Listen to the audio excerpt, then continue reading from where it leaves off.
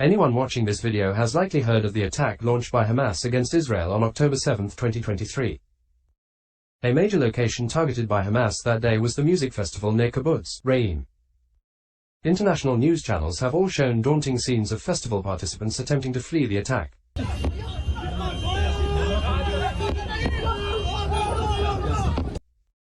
Despite many eyewitnesses who were at the festival, emergency teams who arrived in the aftermath of the attack, and terrorists who participated in the massacre who were captured by Israeli security forces and interrogated.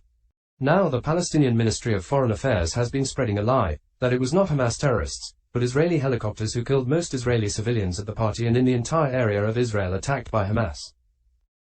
This video will examine the data and bring to light the way in which the Palestinian Ministry of Foreign Affairs has twisted the facts in an attempt to change the history of the war between Israel and Hamas. We will see that the Palestinian Authority, represented by the Palestinian Ministry of Foreign Affairs, did this underhandedly. They released their false statement on their website, but kept it up for no more than a day, after which it was deleted in an attempt to cover their tracks. By then, however, the damage was done. This no doubt was their intention to begin with. The statement to which I'm referring appeared on the website of the Palestinian Ministry of Foreign Affairs on November 19, 2023. Let us now examine this statement. Let's look at the web page where this statement originally appeared, first in its Arabic original and then in its translation generated by Google Translate. The statement originally appeared at the following address. I was able to access this website on the day it had appeared, that is November 19, 2023, but by today, one day later, it's been deleted. When I try to access it, I am brought to the homepage of the Palestinian Ministry of Foreign Affairs and the page is nowhere to be found. However, searching for the web page on Google brings it up as the first result. The statement is luckily still accessible in its cached version. This in itself is suspicious. Why would the Palestinian Ministry of Foreign Affairs wish to delete the statement? Let's translate the statement into English using Google Translate. Notice the date that this statement was published, the 19th of November 2023. The headline reads, "The preliminary investigation of the Israeli police reveals the falsity of the media materials fabricated by the occupation to justify its aggression against the Gaza Strip." In other words, the Palestinian statement is claiming that Israel has just wanted to perpetrate aggression against the Gaza Strip and had fabricated media materials for that purpose. Let's continue reading. According to the Hebrew media, the preliminary investigation by the Israeli police proved that Israeli helicopters bombed Israeli civilians on October 7, who had participated in the nature festival. Which means that Israeli warplanes caused great destruction in the region and part of the settlements after the so-called Hannibal Protocol was activated, which enables the occupation police and army to kill everyone.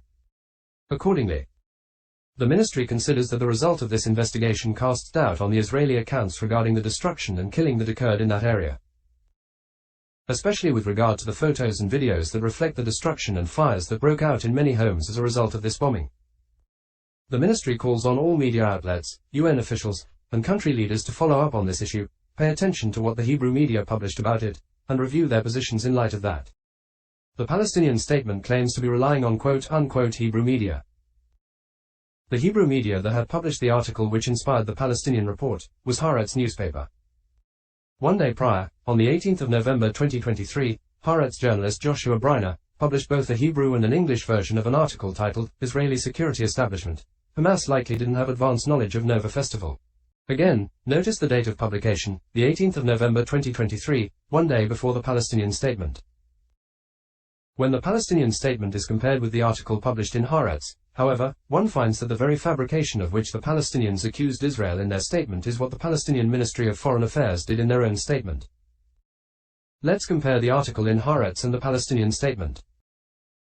The first sentence in the Haaretz article to be compared is the following. According to a police source, the investigation also indicates that an IDF combat helicopter that arrived to the scene and fired at terrorists there apparently also hit some festival participants. This sentence is the basis for the following sentence in the Palestinian statement. The preliminary investigation by the Israeli police proved that Israeli helicopters bombed Israeli civilians on October 7. Notice how in the original Hebrew, there was one combat helicopter involved, whereas this has been changed in the Palestinian statement to the plural. Notice how in the Hebrew report the single helicopter had no intention of firing at party participants, and only apparently hit some participants. Finally, Notice how the adverb, apparently, which appeared in the original article in Haaretz, implying the possibility that some festival participants had been hit, has been changed in the Palestinian statement into the verb, proved, indicating that festival participants were hit for a fact, not as a possibility. Let's move on to the next sentences in the Palestinian statement, which are a fabrication. I am talking here about the following, which means that Israeli warplanes caused great destruction in the region and part of the settlements after the so-called Hannibal Protocol was activated, which enables the occupation police and army to kill everyone.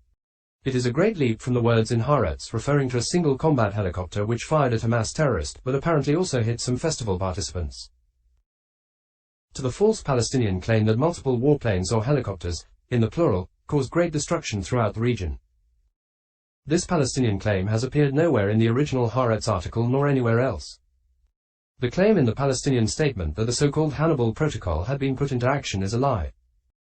A clear indication of this is that the Arabic-language Israeli news channel Makan 33 asked its viewers on October 9, 2 days after the Hamas attack on the music festival, if in their opinions Israel would be forced to enact the protocol. The question, which I've translated for you on the news channel's Facebook page, is in the future tense. Such a question would have been irrelevant had the protocol already been enacted. Let's summarize how the statement issued by the Palestinian Ministry of Foreign Affairs distorted the facts and how the ministry then proceeded to cover its tracks. From an Israeli report that a single helicopter aiming to hit Hamas terrorists apparently hit some festival participants, the Palestinian statement fabricated that multiple Israeli helicopters inflicted damage throughout the area surrounding the border with the Gaza Strip. The Palestinian statement lied about the Hannibal Protocol being implemented. Lastly, the Palestinian Ministry of Foreign Affairs deleted its statement no more than a day after its release, so that their false claim would spread, but they would bear no responsibility.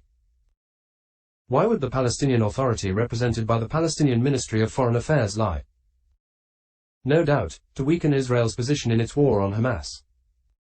Israel is fighting Hamas because of its commitment to annihilate Israel and its Jewish population. But if lies could be spread that Hamas isn't that bad, and that Israel has falsely accused Hamas, then international pressure on Israel to stop the war would grow. But does the Palestinian Authority see Israel's war with Hamas as its own war against Israel, that it should intervene in this way? This is clearly the case, as expressed time and again by officials of the Palestinian Authority or Fatah movement, both of which are led by Mahmoud Abbas Abu Mazen. Let's listen to one such official, Azam al-Ahmad, who belongs to Fatah.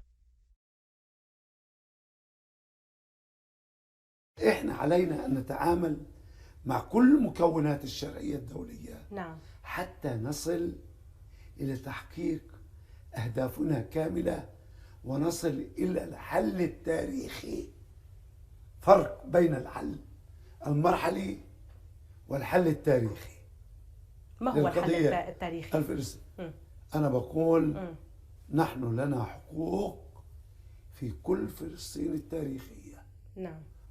فيتنام بدأت بالحرب ضد الفرنسيين، نجح هوشي منه، هزم الفرنسيين، اكتفى بالشمال الفيتنامي وأقام دولة. نعم. فيتنام الشمالية. مظبوط؟ صحيح. وانت كبير كنت لما في فيتنام الشمالية وفيتنام الجنوب. بعد 15 سنة استأنف الثورة الفيت كونغ في الجنوب. بعد 3 سنوات سموها الدعاية المسلحة، بيدخلوا الفدائيين على القرى بالسلاح وبيطلعوا بس الناس بتشوفهم، خلقوا ثقافة استئناف الثورة. ثم انتهت فيتنام الجنوبية واستعادوا صاروا فيتنام الكبرى. صح ولا لا؟ صحيح. وبالتالي احنا ايضا بنقول حقوقنا التاريخية لا تنازل عنها. نعم.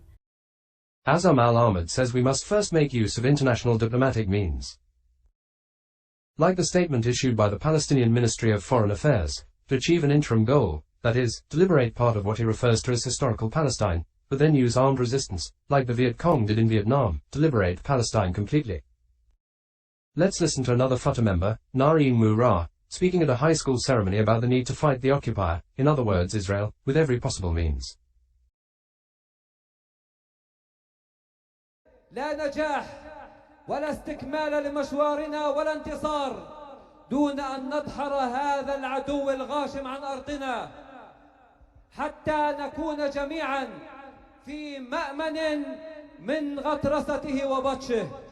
لذلك قبل أن نحمل الكتاب في يدنا يجب أن نعلم أنه مطلوب منا أن نحمل معول المقاومة الذي يتمثل ببندقية أحيانا وبسكين أحيانا أخرى وبحجر أحيانا أخرى. Thus, to members of the Palestinian Authority and its affiliated movements such as Fatah, the conflict between Israel and Hamas is a part of their wider struggle to liberate all of what they call historical Palestine. This in fact also has an Islamic basis. This can be observed in the words of Sheikh Dr. Othman al-Khamis, a Kuwaiti Muslim cleric with 3.71 million YouTube subscribers, in a video which appeared on October 29, 2023, at the following address. The Sheikh says clearly that the war between Israel and Hamas is a war between Islam and the infidels. الحين معركة فلسطين، معركة إسلام وكفر. دعوا عنكم الآن حماس وغير حماس، وهذا الآن انتهى الأمر. ليس كل فلسطين حماس. الآن قتال بين الإسلام والكفر. In war, in fact, Islam explicitly allows one to lie for the sake of the war.